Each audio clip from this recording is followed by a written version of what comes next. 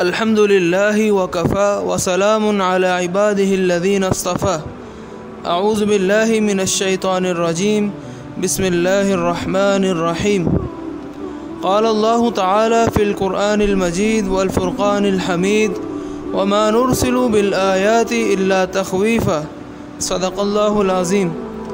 معزز سامعین گرامی قدر، کل بروز 21 جون 2020 پاکستان میں سورج گرہن کی ماہرین فلکیات کی طرف سے پیش گوئی کی گئی ہے، جس کا جو ٹائم بتایا جا رہا ہے وہ صبح 9 سے 9:30 بجے اس کا شروع ہوگا اور 12:30 سے لے کر 1 بجے تک یہ اس کا اختتام ہوگا۔ یہ اس کی ٹائمنگ بتائی جا رہی ہے۔ اب ایسے موقع پر یہاں ہمیں بطور مسلمان یہاں کچھ غور کرنا چاہیے، سوچنا چاہیے، تفکر کرنا چاہیے، دیکھنا چاہیے کہ ہماری بطور مسلمان کیا ذمہ داریاں بنتی ہیں۔ ایسے موقع پر ہمیں شریعت نے کیا رہنما اصول دیے ہیں، کیا حکم دیا ہے، کیا اس موقع پر کرنا چاہیے۔ سب سے پہلے تو ہمارا یہاں پہ کنسیپٹ کلیئر ہونا چاہیے کہ اس کا جو مقصد آخر وہ اللہ تعالیٰ اس کے پیچھے چاہتے کیا ہے، اس کا مقصد کیا ہے۔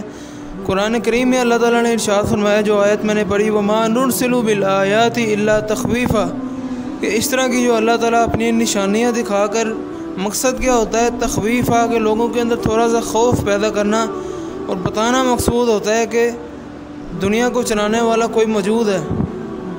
اپنی اللہ رب العزت نے اپنی ذات کی جلالت و عظمت ذہن میں بٹھانی ہوتی ہے۔ قیامت کا خوف، اللہ رب العزت کا خوف، لوگوں کے دلوں میں تقوی ڈالنا مقصود ہوتا ہے ان نشانیوں کو دکھانے کا جو مقصد ہے۔ لیکن بدقسمتی ہماری کہی ہے کہ ہمارے معاشرے میں وہم پرستی، توہمات بہت زیادہ ہیں۔ اس حوالے سے بھی ہمارے معاشرے میں کئی قسم کی فضول اور عجیب و غریب قسم کی باتیں پائی جاتی ہیں۔ مثال کے طور پر حاملہ عورت کے بارے میں کہا جاتا ہے کہ وہ گھر سے باہر نہ نکلے، سورج کی طرف یا چاند گرہن لگا ہو تو اس کی طرف دیکھنا نہیں، یا گھر میں چھری کا استعمال نہیں کرنا۔ کیا ہوگا جی؟ چھری کا اگر استعمال ہوگا تو اس کی جو اولاد ہوگی اس کے ہاتھ کٹے ہوں گے، پاؤں کٹے ہوں گے، ناخن کٹے ہوں گے، عجیب و غریب قسم کی باتیں۔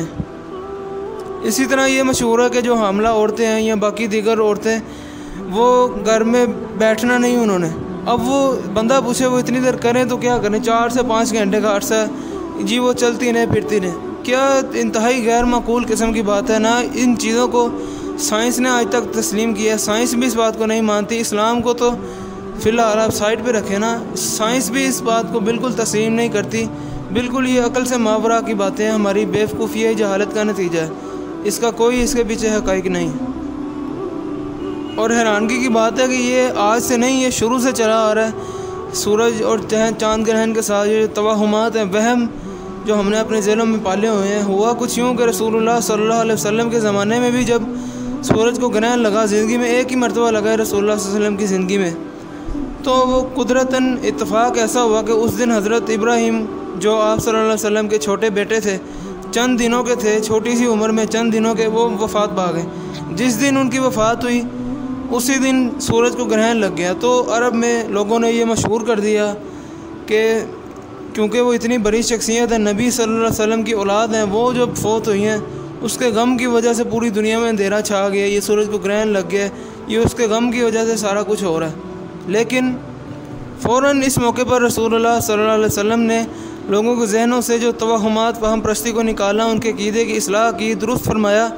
حدیث کے الفاظ ہیں، آپ صلی اللہ علیہ وسلم نے فرمایا، لا تکونوا لموت احد ولا لحیاتہ، کہ ہرگز ایسی کوئی بات نہیں ہے، یہ جو سورج اور چاند گرہن ہوتا ہے اس کا کسی کی موت یا کسی کی زندگی سے تعلق نہیں ہے۔ ایسا نہیں ہے کہ اب کوئی بہت بڑا عظیم آدمی پیدا ہوا ہے تو ہم سمجھیں کہ اس کی خوشی میں یہ سب کچھ ہو رہا ہے، یا کوئی عظیم آدمی، کوئی اللہ کا نیک آدمی، کوئی وہ وفات پا گیا تو ہم اس کے غم کی وجہ سے سمجھیں، اس کے ساتھ اس کو ریلیٹ کریں۔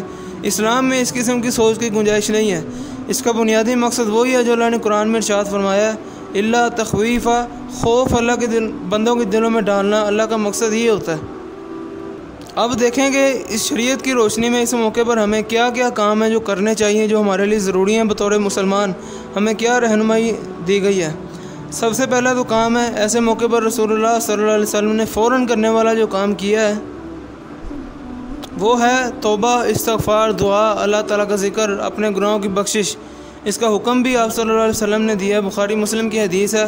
آپ صلی اللہ علیہ وسلم نے حکمیہ صیغہ ارشاد فرمایا، حکم دے کر فرمایا کہ فَإِذَا رَأَيْتُمْ شَيْئًا مِّن ذَلِكَ، جب اس طرح کی کوئی تم چیز دیکھو، سورج کو گرہن لگا ہو یا چاند کو گرہن لگا ہو، تو فوراً سے پہلے کیا کرنا ہے؟ فَأَفْزِعُوا، تو بس جلدی جلدی کرو، دوڑو، إِلَىٰ ذِكْرِهِ وَدُعَائِهِ وَإِسْتِغْفَارِهِ، اللہ تعالیٰ کے ذکر کے طرف دوڑو، جلدی سے ذکر شروع کرو، دعائیں شروع کرو، استغفار شروع کرو، اپنے گناہوں کی بخشش شروع کرو۔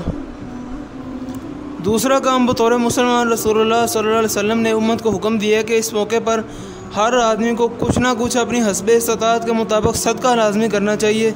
لازمی نہیں ہے کہ وہ زیادہ ہو، بے شک 5 روپے، 10 روپے، 2 روپے، جتنے بھی انسان کی توفیق ہے، وہ جس بھی زندگی کے طبقے سے زندگی گزار رہا ہے، غربت سے بھی نیچے ہے، بے شک کچھ نہ کچھ بہرحال اس کو صدقہ ضرور ایسے موقع پر کرنا چاہیے۔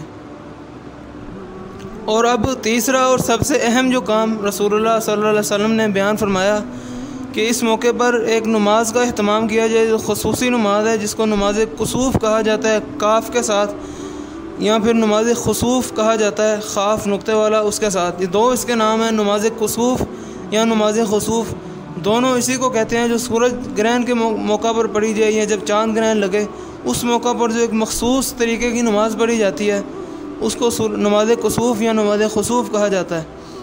اس کا طریقہ زیادہ مختلف نہیں ہے، باقی ہم روٹین میں جو 2 رکعت نفل پڑھتے ہیں تقریباً اسی طرح ہے۔ فرق یہ ہے کہ پہلی رکعت میں جب انسان قرات جب کرتا ہے، سورہ فاتحہ پڑھ کے کوئی سورت پڑھ کے فارغ ہوا، پھر انسان رکوع میں جاتا ہے۔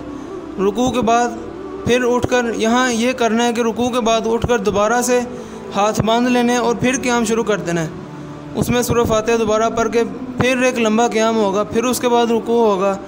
اسی طرح 3 مرتبہ، 4 مرتبہ، زیادہ سے زیادہ 5 مرتبہ تک روایت میں موجود ہے۔ یعنی ایک رکوع، پھر رکوع سے اٹھ کر ہاتھ باندھ لیں، پھر رکوع سے اٹھ کر ہاتھ باندھ لیں۔ کم از کم 2 رکوع ہونے چاہیے ہر رکعت میں، 2 رکعتوں کی نماز ہوگی۔ بس یہ ڈفرینس ہے کہ اس میں رکوع اور قیام زیادہ ہیں۔ ایک رکعت میں 2 رکوع بھی ہو سکتے ہیں، 3 بھی ہو سکتے ہیں، 4 میکسیمم 5۔ اور اس کی مقدار کتنی ہے؟ حضرت عائشہ رضی اللہ تعالیٰ عنہ بیان کرتی ہیں کہ میں نے زندگی میں کبھی اتنی لمبی نماز رسول اللہ صلی اللہ علیہ وسلم کو پڑھتے ہوئے نہیں دیکھا۔ اتنی لمبی نماز، گویا کہ پہلا جو قیام ہے رکوع سے پہلے وہ اتنا لمبا ہے کہ سورۃ البقرہ پڑھی ہے۔ سورۃ البقرہ جو کہ 250 پاروں کے برابر ہے، اندازہ کرنے کے کتنا اس کو ٹائم لگتا ہے۔ پھر اسی طرح رکوع بھی اتنا لمبا، اس سے تھوڑا سا کم، پھر اگلا قیام اتنا لمبا، پھر اگلا رکوع، پھر اگلے 2 سجدے، اسی طرح اگلی رکعت۔ کافی زیادہ لمبی نماز تھی، بہت زیادہ طوالت والی نماز تھی۔ اور اس نماز میں یہ بھی یاد رکھیں کہ اس کے لیے کوئی خطبہ مسنون نہیں ہے کہ نماز سے پہلے یا نماز کے بعد کوئی خطبہ دیا جائے، کوئی درس دیا جائے، یہ سنت سے ثابت نہیں ہے۔ اسی طرح اس نماز کے لیے اذان دینا بھی ہرگز سنت سے ثابت نہیں ہے، اذان نہیں دی جائے گی۔ ہاں البتہ یہ ثابت ہے کہ رسول اللہ صلی اللہ علیہ وسلم نے اعلان کرنے کے لیے، منادی کرنے کے لیے بھیجا تھا، الصلاۃ جامعۃ، الصلاۃ جامعۃ۔ اعلان گلیوں وغیرہ میں یا اسپیکر میں اعلان کیا جا سکتا ہے کہ لوگوں نماز کے لیے جمع ہو، جو جماعت کھڑی کر دی گئی ہے، اعلان کیا جا سکتا ہے، اذان نہیں دی جا سکتی۔ اسی طرح اس نماز کے لیے تکبیر بھی کوئی مشروع عمل نہیں ہے، تکبیر نہیں دی جائے گی، ڈائریکٹ نماز ہوگی۔ اسی طرح ایک مسئلہ یہاں اختلافی، جو شروع سے اختلافی مسئلہ چلا آ رہا ہے، وہ مسئلہ یہ ہے کہ اس نماز میں جو قرات ہوگی، آیا کہ وہ بآواز بلند امام قرات کرے گا، جہرن کرے گا یا سرن کرے گا، اپنے منہ میں ساری تلاوت کرے گا، دل میں کرے گا۔ اس حوالے سے بہرحال دلائل دونوں طرف موجود ہیں، حدیثیں دونوں طرف موجود ہیں، لیکن راجح، اقرب الی الحق، مضبوط دلائل کے لحاظ سے معقول جو بات معلوم ہوتی ہے وہ یہ ہے کہ اس میں قرات جہرن ہوگی، بآواز بلند ہوگی۔ سرن والی، آہستہ پڑھنے والی جتنی بھی روایات ہیں، وہ سند کے لحاظ سے اس درجے تک نہیں ہے کہ وہ قابل حجت ہوں، سند کے لحاظ سے وہ کمزور ہیں، ان میں ضعف پایا جاتا ہے۔ اللہ رب العزت سے دعا ہے ہمیں فتنوں، آزمائشوں، مصیبتوں سے محفوظ فرما۔ ہم ہرگز اللہ تعالیٰ کے عذاب کو برداشت کرنے کی، اللہ تعالیٰ کی آزمائش کو برداشت کرنے کی، اس پر پورا اترنے کی شکت نہیں رکھتے۔ ہم اتنے ایمان کے لیول تک نہیں ہیں۔ اللہ تعالیٰ ہمیں فتنوں، مصیبتوں سے محفوظ فرمائے۔ وآخر دعوانا ان الحمد للہ رب العالمین۔